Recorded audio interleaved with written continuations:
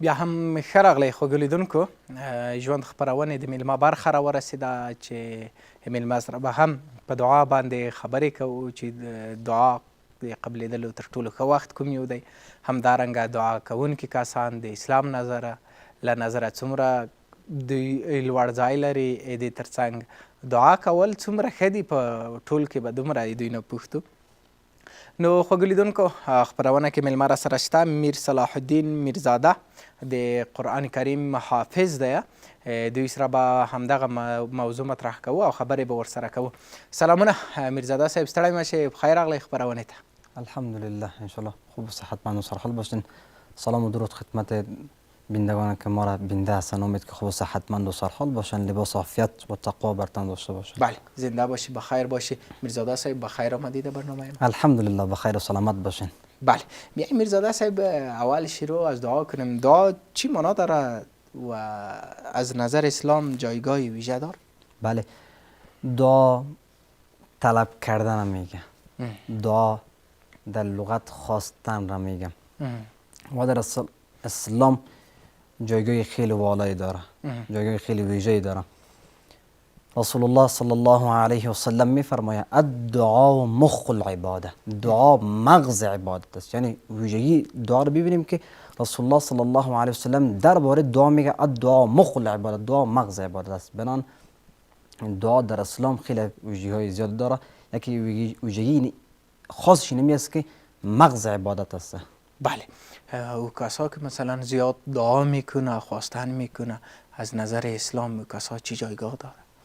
او کسایی که دعا میکنن، زیاد دعا میکنن، او دیگه از نظر اسلام خیلی ویژگی بلند دارن. بله بله. دعا چی تاثیر بر روح، فکر و زندگی انسان میکنه؟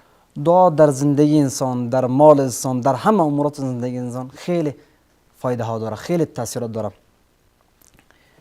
داستانی از دی باره یک مرد فقیر در مدینه منوره زندگی میکرد. خب روز صبح ببرمد تا بیگم هرچی تلاش میکرد، زحمت میکشید، کارش نمیشد. بله.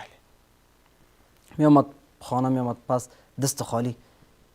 یک روز مادرش برش گفت بچه قندم، تو هر روز میری پس دست خالی می، خیر امروز گپ مرا بگی، 2 رکعت نماز بخون، دعا بکن. درست است مادر جان. این نفر وضو گرفت، بعد از وضو 2 رکعت نماز خوند، بسیار نماز با خشوع، با تضرع، دست خود را بلند کرد، دعا کرد. در دعا اشک ریخت. پروردگارا تو مهربان هستی، تو رزاق هستی، تو دهنده هستی.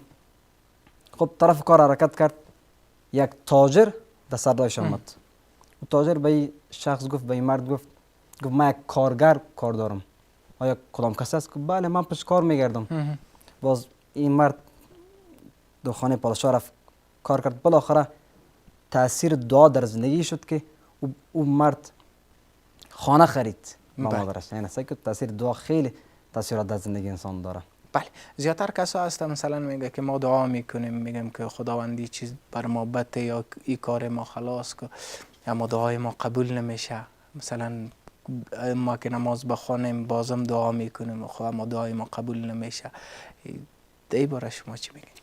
این باره حکمت است. بعض وقت ما دعا میکنیم دعای ما قبول نمیشه، ده حکمت است. مثل که حضرت موسی علیه السلام ده حکمت است. گفتم حضرت موسی علیه السلام به کوی تور میرفت، یک شخص دید که فلج است، پای فلج است.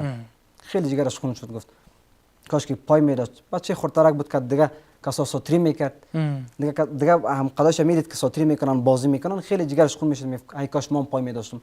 حضرت موسی علیه السلام به کوی تور رفت، به پروردگار عرض پیش کرد. پروردگارا تو خالق هستی، تو مالک هستی. فلان نفر آمد بندی تا دیدم پای نداشت، فلج بود، چی میشه که به ما پایش جور شم؟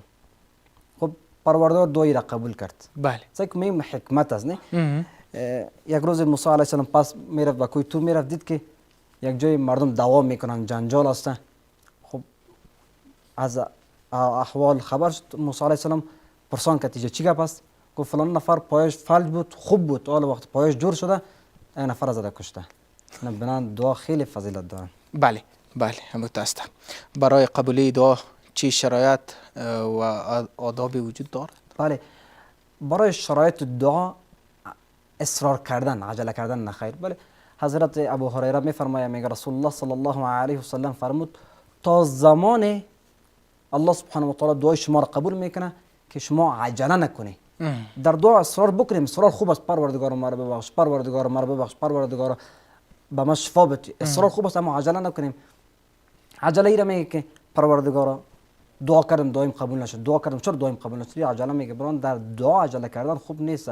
ما اصرار بکنیم. اصرار خوب است که یک نفر اصرار میکنه پروردگار اللهم اغفر لی، اللهم اغفر لی، پروردگار ما را ببخش، اما عجله نکنیم در دعا. بله یگان کسانی هست میگه که مثلا ما دعا کردیم در می وقت خداوند می کار ما خلاص که وقت برش تعیین میکنه، این کار خوب نیست به نظر. بله چون هر کسی که دعا میکنه حتما دعاش قبول میشه، یا در دنیا قبول میشه یا در دنیا. بعض دعایی که ما میکنیم اگر دو خیر است در دنیا قبول میشه. بعض ما در گمان بد نکنیم خدا نخواسته به الله سبحانه و تعالی ما دعا کردیم چرا دعایم قبول نشد؟ حتما دعا قبول میشه، یا در دنیا قبول میشه یا در دنیا. بلان دعا قبول میشه. بله 100%. او دومین گپ ای که مثلا یگان تا کسا هست که نماز جماعت میخونه که نماز خلاص شد از دعا میگریزه. بله دی بار اختلاف است، در مذاهب اختلاف است. بعد از نماز فرض دعا انسان بکنه قبول میشه. دی بار اختلاف است. بله کدام زمان ها برای دعا کردن بهترین دانسته؟ دی بار خو خیلی وقت ها است. رسول الله صلی الله علیه و سلم میفرماید بین الاذان و الاقامه دعا بکنین، لا یرد، رد نمیشه. بین اذان و اقامه دعا رد نمیشه. و همچنان وقت های زیادی است که دعا دو قبول میشه، رد نمیشه. مثلا در پیغمبر صلی الله علیه و سلم میفرماید شما دعا میکنین در ثلث آخر شب دعا بکنین، چون الله سبحانه و تعالی در آسمان و دنیا می و صدا میکنه، ندا میکنه. کدام بندیم است که از ما چیز طلب بکنه ما را به حاجتش رسیدگی بکنم. بله کدام بندیم دعا میکنه ما حاجت را برآورده بکنم. بنان خیلی از وقت ها مثلا شب جمعه، روز جمعه یک اوقات خاص است که علما دی بار هم خیلی از علما دی نظر هستند که بین نماز عصر و مغرب دی وقت دعا قبول میشه. دی بارم پیغمبر صلی الله علیه و سلم یک روز نماز دیگر میدادن. یک کلب اینطور آمد در محراب، یک صحابه در بین نماز دعا کرد و سگ چیزت افتاد. بعد از نماز پیغمبر صلی الله علیه و سلم گفت کی دعا کرد؟ یک صحابه دست خود را بلند کرد گفت ما یا رسول الله صلی الله علیه و سلم.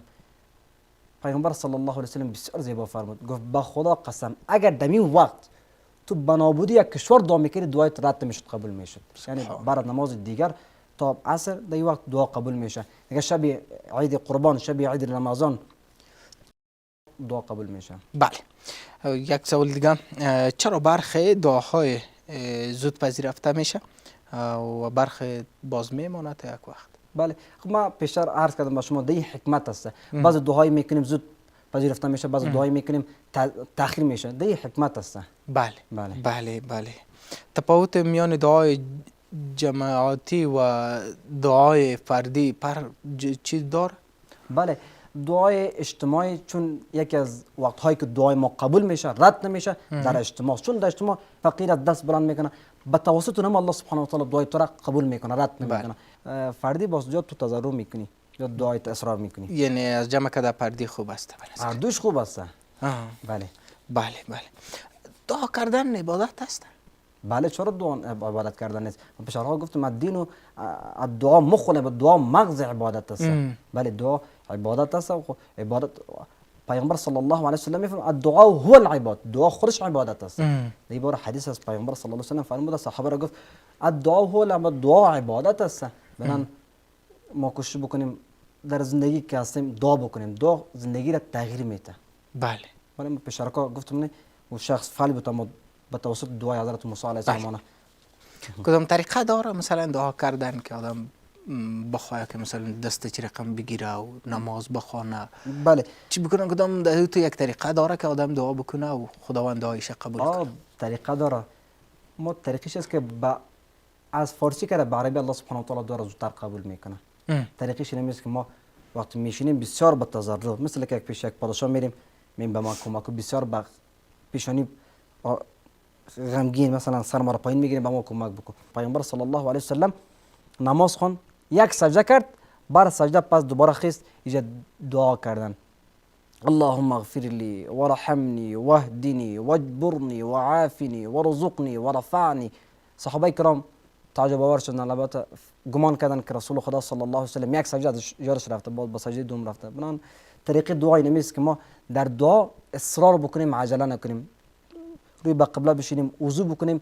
طریق دعایی است که اگر میخوایم دعای ما قبول شود اول درود بگوییم. حضرت عمر رضی الله عنه میفرماید، میگه به خدا قسم او دعای رد نمیشه که دو درود باشه. یعنی ما در اول دعا درود بگوییم، باز دعا بکنیم، ان شاء الله که دعای ما قبول میشه. قبول میشه. یک سوال آخری میکنیم، دعای تقدیر تغییر میده؟ بله، چرا تقدیر تغییر نمیده؟ دعا زندگی انسان، تقدیر انسان تغییر میده. ما پیشترکا دوستان گفتم که او در تقدیر او بچه نوشته بود که فلج است، اما آنو موسی علیه السلام در کوه طور رفت دعا کرد و بچه آن پایش. بله. که قصه دیگر بر شما کردم که اون مرد فقیر بود اما آن دعا کرد، با توسط دعا الله سبحانه و تعالی توسط خانه و رکت زندگی براش. بله. زنده باشیم میر صلاح الدین میرزاده صاحب. قربانتان. نړۍ مننه. ژوندي اوسئ چې خپرونه کې مو راسره برخه واخیسته. خوشحاله اوسئ.